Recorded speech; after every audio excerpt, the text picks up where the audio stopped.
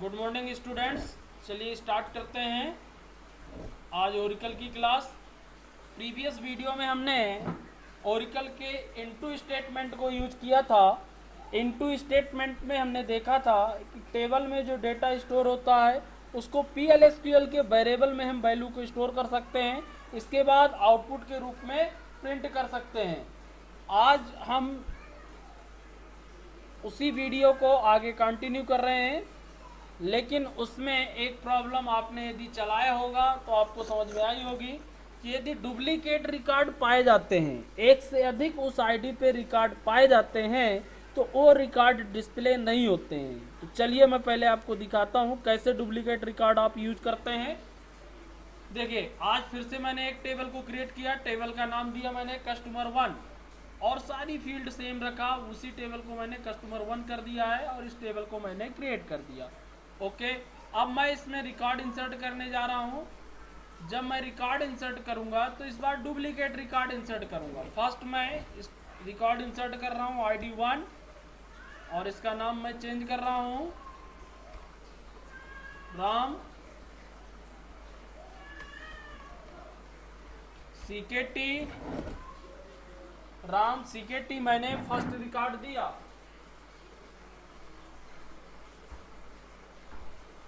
इसके बाद देखिए, इस रिकॉर्ड को मैं इंसर्ट कर देता हूं यूनिक कॉन्स्टेंट। यहाँ कस्टमर 1 देना है हमको, क्योंकि टेबल नेम हमने चेंज किया है। इसमें मैंने प्राइमरी की हटा दिया है और जो कस्टमर नेम की हमने पहले टेबल बनाई थी उसमें प्राइमरी की बनी हुई थी। हम उसमें डुप्लीकेट रिकॉर्ड स्टोर नहीं कर सकते थे, इसलिए मैं आपको ये एग्जाम्पल बनाकर न दिखा पाता। इसलिए मैंने इससे प्राइमरी की हटा दिया है और टेबल का नाम कर दिया है कस्टमर 1। एक रिकॉर्ड इंसर्ट हो गया और मैं फिर से इसी रिकॉर्ड को इंसर्ट कर देता हूँ। 2 रिकॉर्ड इसके इंसर्ट हो गए। इसी प्रकार से एक रिकॉर्ड और इंसर्ट करता हूँ 1 नाम से और इसका नाम देता हूँ रमेश। बाकी इसको मैं कर देता हूँ बांदा। ओके, और इसको रन किया मैंने। इसका सिंगल रिकॉर्ड मैंने और एक नाम और दिया मैंने उमेश और इसका एड्रेस मैंने कर दिया सतना। ओके, इसको रन किया। इसको भी मैंने डुप्लीकेट कर दिया। 3 रिकॉर्ड इसके स्टोर करा दिया। इसके बाद मैं इस टेबल को आपको चला के दिखाता हूँ।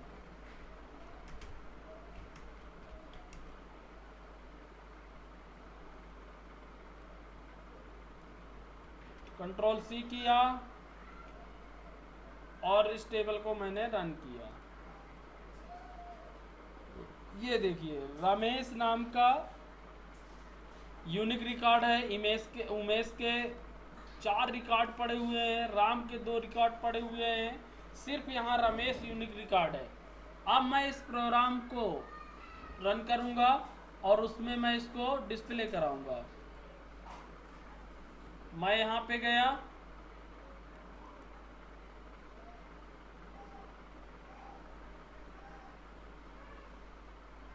देखिए यहाँ पे मैं चेंज कर देता हूँ क्योंकि टेबल नेम हमने 1 कर दिया है। कस्टमर 1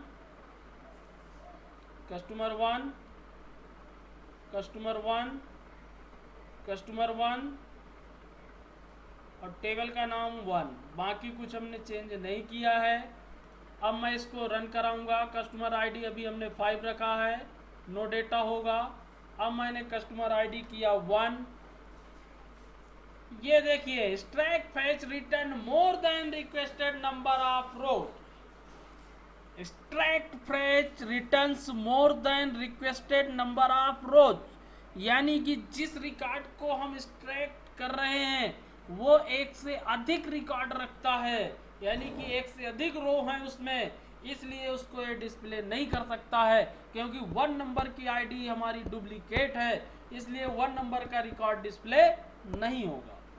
अब मैं यदि यहाँ 1 की जगह 2 कर देता हूँ, फिर इसको रन करता हूँ, ये देखिए 2 नंबर के रिकॉर्ड इसने दिखा दिया। Customer name Ramesh from Banda earns 2000। तो इस प्रकार की प्रॉब्लम आपको आएगी यदि डुप्लीकेट रिकॉर्ड होंगे। यदि मैं 3 भी करूंगा तो भी नहीं मिलेगा, क्योंकि 3 में भी मल्टीपल रिकॉर्ड्स हैं। ये देखिए, स्ट्रैक्ट fetch return more than requested number of rows, और इस आईडी को हम इनपुट भी करा सकते हैं। किस आईडी को आप देखना चाहते हैं ऐसे भी आप रन कर सकते हैं। जो आईडी इंटर करेंगे वो रिकॉर्ड डिस्प्ले करेगा। 2 नंबर की आईडी रिटर्न कराएंगे तो हमको रिकॉर्ड मिल जाएगा, क्योंकि 2 नंबर का रिकॉर्ड हमारा यूनिक है और 1 और 3 नंबर की रिकॉर्ड हमारी यूनिक नहीं है, इसलिए रिकॉर्ड डिस्प्ले नहीं हो रहा। मेरी बात आपको समझ में आ गई होगी।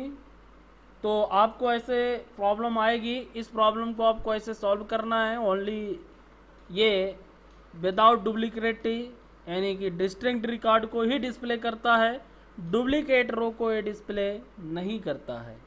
लेकिन PL/SQL में इस प्रॉब्लम को सॉल्व किया जा सकता है, वो हम पढ़ेंगे आगे। इस प्रॉब्लम को सॉल्व करने के लिए ही यूज किया जाता है कर्सर, जिसको सीखेंगे। कर्सर का यूज करके हम डुप्लीकेट रिकॉर्ड को भी डिस्प्ले कर सकते हैं, फिर चाहे उसके अंदर जितने भी रिकॉर्ड होंगे सभी हमारे डिस्प्ले होंगे। लेकिन उसके लिए हम आगे पढ़ेंगे। तो आज मैं पहले आपको ये कॉन्सेप्ट क्लियर करना चाहता था। मेरे समझ में आपको ये कॉन्सेप्ट क्लियर हो गया होगा। अब मैं बात करता हूँ आगे कुछ प्रोग्राम्स जो आपको बताना चाहता हूँ, आप उनको पहले देख लीजिए। जैसे सबसे इम्पॉर्टेंट प्रोग्राम होता है, आपको मालूम है प्रोग्रामिंग लैंग्वेज में, और सबसे ज़्यादा पूछे जाने वाला प्रोग्राम होता है प्राइम और नॉट प्राइम निकालना। कौन सा प्राइम नंबर है और कौन सा नॉट प्राइम। तो PL/SQL में प्राइम और नॉट प्राइम कैसे बनाते हैं, इस प्रकार से मैं आपको सिखाऊंगा। यहाँ देखिए, डिक्लेयर किया, नंबर लिया, नंबर 3, और इस नंबर को हमने यहाँ इनपुट करा लिया। कोई भी नंबर हम यहाँ इनपुट कर सकते हैं। इसके बाद A वेरिएबल लिया, B लिया, बिगिन में गए, लूप चलाया, 2 से देखिए चला, और -1 तक जो भी नंबर देंगे उससे आपका माइनस, ये देखिए नंबर 1 -1 हो जाएगा। लूप चलाया, नंबर में जो वैल्यू MOD यूज किया जाता है मॉड्यूलस ऑपरेटर के लिए। PL/SQL में जो हम यूज करते हैं, आपको ये भी क्लियर कर दूं, MOD यूज करते हैं, यानी कि number divide by modulus I. Remainder निकालेगा, आई की वैल्यू 2 से डिवाइड करेगा। जो भी नंबर देंगे, मान लीजिए हमने 10 दिया तो 10 को 2 से डिवाइड करेगा, उसका जो रिमाइंडर होगा वो A में आएगा। यदि A का रिमाइंडर 0 मिलता है तो देन गो टू आउट, सीधे क्या करना है, इसको आउट में जाना है और एंड कर देना है, एंड लूप। इफ यदि 1 मिलता है तो क्या प्रिंट करना है, इज ए प्राइम नंबर, और यदि आपका ऐसा नहीं मिलता है तो इज नॉट प्राइम नंबर। तो इस तरीके से आप प्राइम और नॉट प्राइम का भी एग्जाम्पल बना सकते हैं।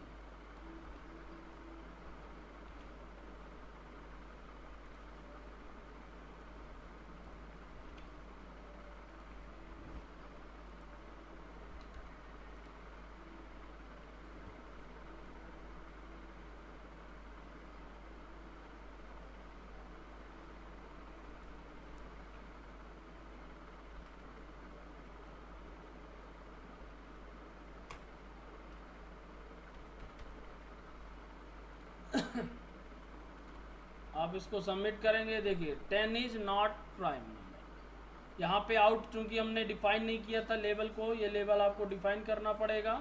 मैंने यहाँ सही कर दिया, आप यहाँ भी सही कर लीजिएगा। आपको मालूम है गो टू स्टेटमेंट मैं आपको पढ़ा चुका हूँ, ये गो टू स्टेटमेंट है। यदि यहाँ आउट आएगा तो यहाँ बाहर कर देगा इसको।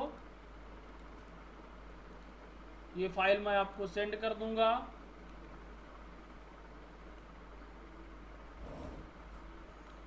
देखिए अब क्या करना है आपको, हमने अभी प्राइम नंबर एंटर नहीं किया था। आपको मालूम है प्राइम नंबर कौन से होते हैं, ये भी आपको पता है कि प्राइम नंबर किसे कहते हैं।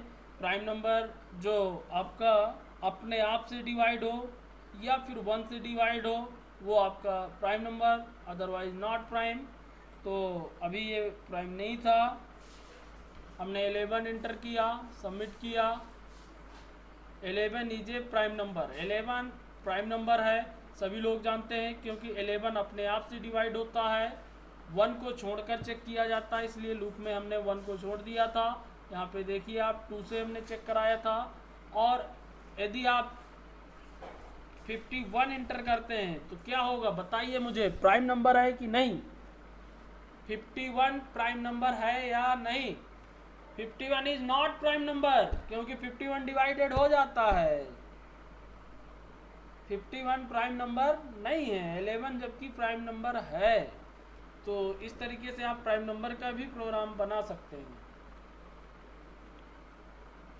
आगे मैं आपको एक चीज़ और यहाँ क्लियर करना चाहता हूँ। अगला एग्जांपल जो लेकर आया हूँ मैं प्रोसीजर से रिलेटेड। जब हमने अभी प्रोसीजर प्रीवियस वीडियो में पढ़ा हुआ था तो वहाँ पे मैंने इनका एग्जांपल तो बताया था आपको, आउट का एग्जांपल नहीं बता पाया था। मैंने बोला था आगे मैं नेक्स्ट वीडियो में उसको बताऊँगा। तो आज मैं इस वीडियो में आपको प्रोसीजर के आउट पैरामीटर को पास करके भी दिखाऊंगा। आउट पैरामीटर को कैसे पास करते हैं ये भी मैं आज बताऊंगा। तो स्टार्ट करते हैं, आउट पैरामीटर को हम कैसे यूज करते हैं।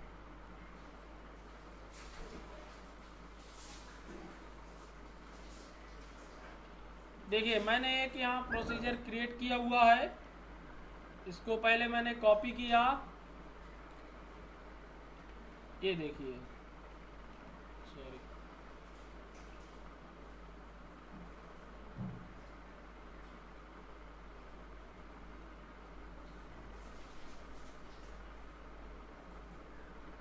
तो मैं प्रीवियस एग्जांपल इसको पूरा हटा देता हूं और इसको पेस्ट करता हूं। प्रोसीजर को क्रिएट प्रोसीजर, प्रोसीजर का नाम है add one I in as a number is begin inserted value, ये आप देख चुके हैं। अब मैं जो आपको समझाने जा रहा हूं आउट का, आउट प्रोसीजर आप कैसे यूज करेंगे। ये तो आपसे बन जाता है, नॉर्मली आपकी टेबल बनी होगी, उसमें रिकॉर्ड इंसर्ट हो जाएगा जो पास करेंगे, और इसको एग्जीक्यूट से भी कॉल किया जा सकता है। आपको मैं ये बताने जा रहा था, एक बार इसको मैं कर देता हूँ। चूँकि यहाँ पे टेबल T2 हमारी शायद नहीं बनी है, मैं एक बार चेक कर लेता हूँ कौन सी टेबल बनी है।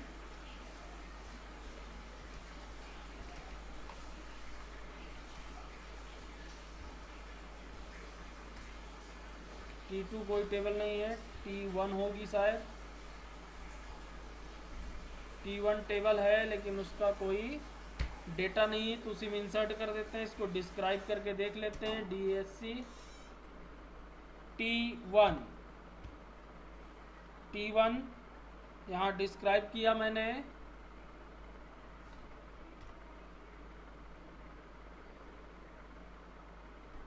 सीरियल नंबर और नेम बना हुआ है। सीरियल नंबर मैं यहाँ आई से पास कर देता हूँ और नेम यहाँ से पास कर देता हूँ रमेश बाबू, ये मैंने पास किया। अब इस प्रोसीजर को मैं क्रिएट कर देता हूँ।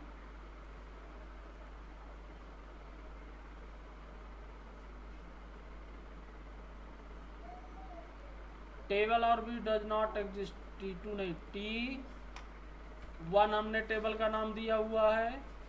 इसको रन किया, नेम ऑलरेडी एग्जिस्ट है, एड वन नाम का प्रोसीजर बना हुआ है। यहाँ हमने नाम चेंज कर दिया,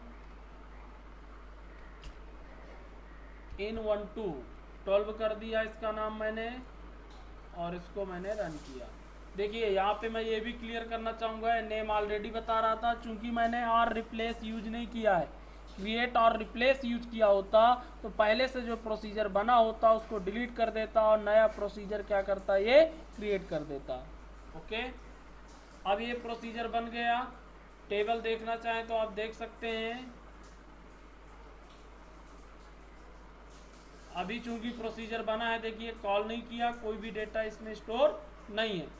अब प्रोसीजर को हमको कॉल करना है, तो मैंने कॉल करने के लिए आपको सिंपली बताया था कि आप ऐसे एग्जीक्यूट भी लिख सकते हैं, या तो बिगिन का यूज करके जो हमने प्रीवियस वीडियो में किया है वहाँ से भी कॉल कर सकते हैं, या फिर सीधा हम एग्जीक्यूट लिख करके भी उसको कॉल कर सकते हैं। यहाँ से मैं इसकी आईडी पास करूँगा और इसको मैं रन करूँगा।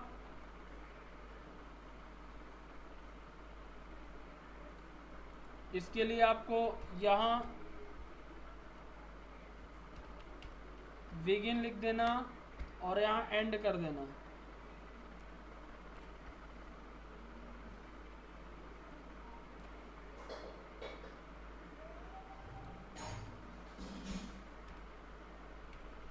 ये, और यहाँ पे सीधा हमने बंद किया। एड वन नहीं है हमारा नाम, हमने इसको चेंज किया था इन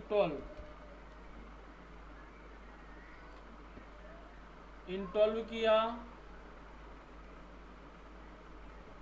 क्या है, in count the symbol in 12 when the expecting the following.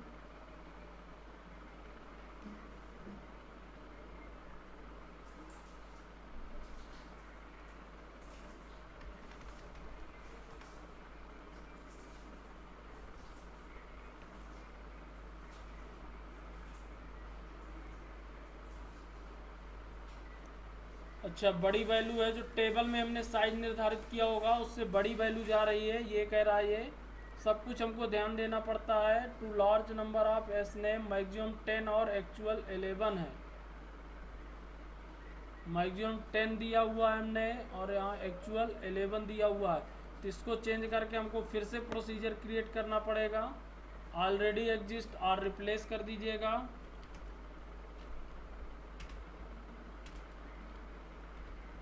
और रिप्लेस, मेरी बात आप समझ गए होंगे। जब हमने टेबल क्रिएट किया है तो नेम का जो साइज डिफाइन किया था वो कम डिफाइन किया था। ये देखिए मैंने क्रिएट किया, अब मैं इसको रन करूँगा। ये देखिए स्टेटमेंट रन हो गया। तो चूंकि नेम बड़ा हो रहा था इसलिए मैंने इसको चेंज किया। अब यहाँ से आईडी मैं जितनी पास करता जाऊँगा इतने बार आप रन करते जाएंगे। एग्जीक्यूट आप यहाँ यूज ना करिएगा क्योंकि वर्जन में अंतर आ जाता है। 11G में एग्जीक्यूट नहीं रहेगा। यदि हम इसी को 11G में कमांड प्रॉम्प्ट से काम करते, मैंने बताया था आपको कमांड प्रॉम्प्ट भी चलाना, तो वहाँ आप एग्जीक्यूट का यूज कर सकते हैं। यदि यहाँ पे हम यूज कर रहे हैं तो हम बिगिन और एंड के अंदर जाकर फंक्शन को डायरेक्ट कॉल कर सकते हैं, प्रोसीजर को। अब मैं यहाँ टेबल चेक करके आपको दिखा देता हूँ। ये देखिए 2 रिकॉर्ड हमारे इंसर्ट हो गए। अब जब भी हमको इस टेबल में रिकॉर्ड इंसर्ट करने की आवश्यकता होगी, हमें प्रोसीजर की आवश्यकता नहीं है। हम डायरेक्ट इस फंक्शन को क्या कर देंगे, रन कर देंगे। आईडी चेंज कर देंगे हम इसकी, और ये देखिए स्टेटमेंट हमारे ऐड होते जाएंगे। ये देखिए इस तरीके से आप इसको ऐड कर सकते हैं।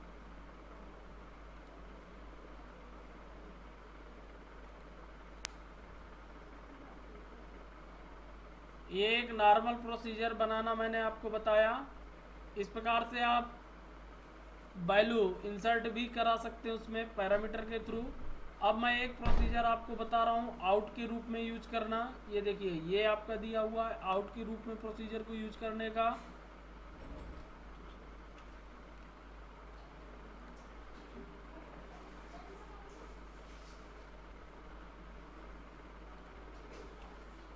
देखिए क्रिएट और रिप्लेस प्रोसीजर, प्रोसीजर का नाम है एड टू ए। यहाँ पे ए को इन नंबर में लिया गया है और सी को आउट के रूप में।